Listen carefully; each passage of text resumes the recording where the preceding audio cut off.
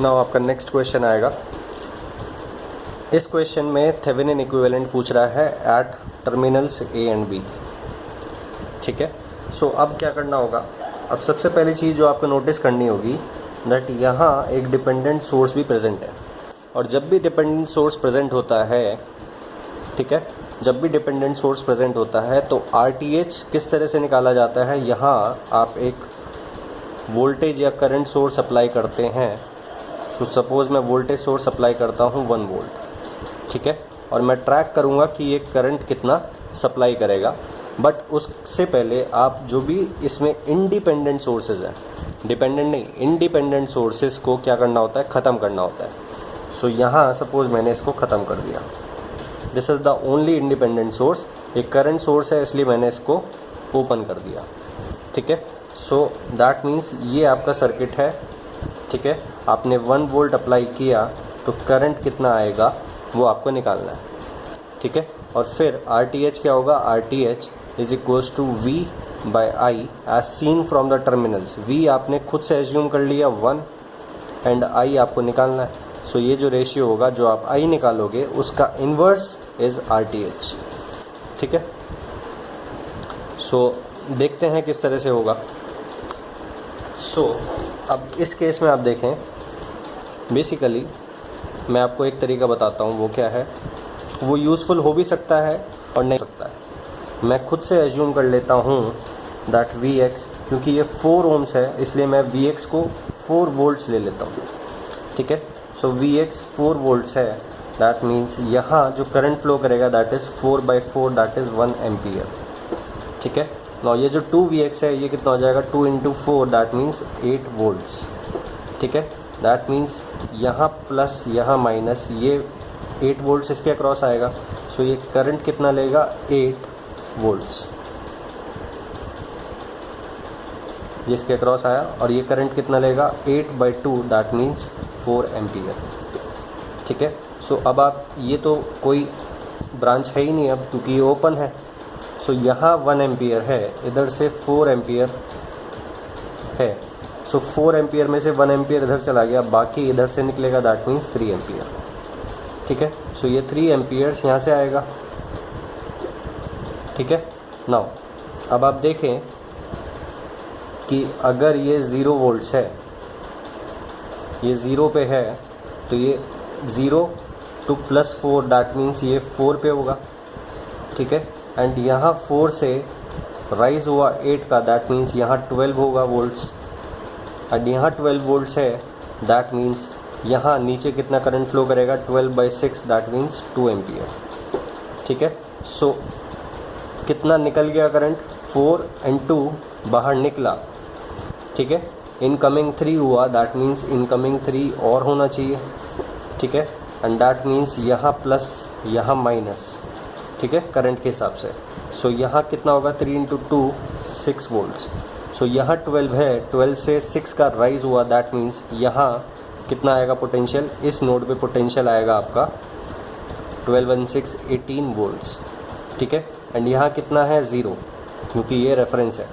ठीक है, सो यहाँ प्लस माइनस के अकॉर्डिंग कितना है, 18 वोल्ट्स, एंड यहाँ से करंट कितना निकला आपका, 3 ampere, that means RTH is equals to 18/3 that means 6 ohms। ठीक है, सो इस तरह से भी आप कर सकते हैं। ये क्या यूज़ करा मैंने, लीनियरिटी प्रॉपर्टी। ठीक है, सो मैंने Vx को ही क्यों एज्यूम करा, बिकॉज Vx के ऊपर ये डिपेंडेंट सोर्स डिपेंड कर रहा है। सो जब मैंने Vx को एज्यूम किया तो डायरेक्टली ये भी एज्यूम हो गया।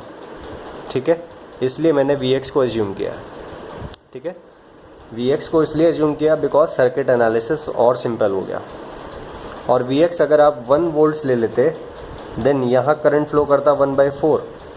ठीक है, सो जो एनालिसिस है वो पॉइंट में चला जाता और वो कैलकुलेटिवली डिफ़िकल्ट हो जाता, इसलिए मैंने 4 वोल्ट्स लिया बिकॉज यहाँ 4 ohms का रेजिस्टेंस है। मुझे पता है वोल्टेज बाय रेजिस्टेंस इस करंट। सो यहाँ 4 वोल्ट्स लूँगा तो यहाँ करंट 1 एम्पियर फ्लो करेगा, दैट मीन्स इंटीजर वैल्यू, और कैलकुलेशन ईजी हो जाएगा।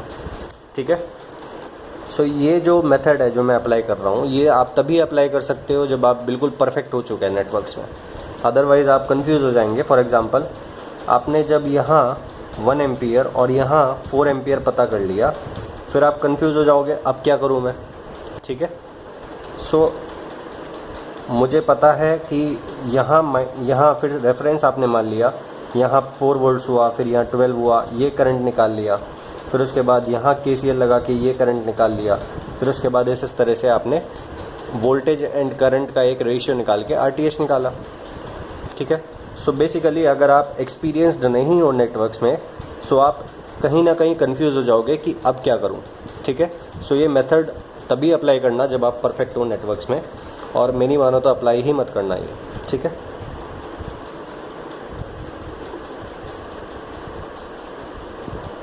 सो अब मैं आपको नॉर्मल तरीका बताता हूँ RTH निकालने का, जो बेसिक रूल है, जो स्टैंडर्ड प्रोसीजर है। सो मैं हमेशा, क्योंकि मैंने आपको बताया RTH जब भी डिपेंडेंट सोर्स प्रेजेंट होता है तो यहाँ आप खुद से एक सोर्स लगाते हैं, ठीक है। सो आप खुद से एक सोर्स लगाते हैं, और वो करंट सोर्स भी आप ले सकते हैं या वोल्टेज सोर्स भी ले सकते हैं। सो फिर आपको V/I रेशियो लेना होता है, ठीक है। So it is better to assume a current, क्यों? बिकॉज जब आप 1 एम्पियर सपोज आपने करंट सोर्स ले लिया, दैट मीन्स जो आपको यहाँ इस करंट सोर्स के अक्रॉस वोल्टेज दिखाई देगा, जो आपको इस करंट सोर्स के अक्रॉस वोल्टेज मिलेगा आफ्टर सर्किट एनालिसिस, वही आपका क्या होगा, RTH होगा मैग्नीट्यूड वाइज, ठीक है। सो डायरेक्टली आप V निकाल लोगे फिर। सो मैं हमेशा 1 एम्पियर लेता हूँ, और अगर मुझे लगे कि it is better to take a voltage source, तो मैं वोल्टेज सोर्स ले लेता हूँ, ठीक है।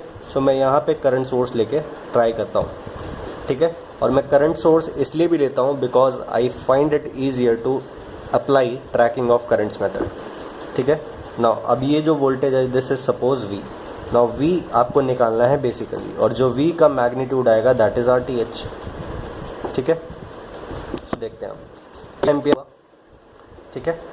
और ये आपका कितना है, 2 ohms। बट आपको इंडिपेंडेंट सोर्सेस को डीएक्टिवेट करना होगा, ठीक है। सो मैं अब करंट को ट्रैक करने जा रहा हूँ। सो ये आपको बेसिकली ये निकालना नहीं है अभी, ये इसको एक वेरिएबल मत मानना, ठीक है। इसके अक्रॉस वोल्टेज कितना है ये आपको बेसिकली निकालना है, ठीक है। नाउ अब आप देखें कि ये ± Vx है। सो डायरेक्टली इसमें जो करंट फ्लो करेगा उसको मैं Vx वेरिएबल की टर्म्स में ही मान लेता हूँ, ठीक है। क्यों? बिकॉज अगर मैं I1 एज्यूम करूँगा तो डायरेक्टली एक क्या हो जाएगा, एक वेरिएबल और बढ़ जाएगा। फिर मैं एक इक्वेशन फिर से और लिखूँगा, सपोज़ मैंने I1 करंट एज्यूम करा, ठीक है।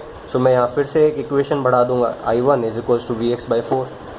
So it is better to make least number of variables, ठीक है। आप एक और वेरिएबल बढ़ाओगे, फिर इक्वेशन भी बढ़ाओगे। सो इससे बढ़िया है कि डायरेक्टली जो करंट है उसको आप Vx की टर्म्स में लिख दें, Vx/4, ठीक है। ऐसे ही यहाँ प्लस यहाँ माइनस, ये वोल्टेज डायरेक्टली इसके अक्रॉस आएगा। कितना वोल्टेज है, 2Vx, और ये जो करंट लेगा दैट मीन्स जो करंट प्लस में एंटर करेगा वो कितना होगा, 2Vx/2, दैट मीन्स Vx, ठीक है। यहाँ से कितना करंट आया, 1 एम्पियर, ठीक है।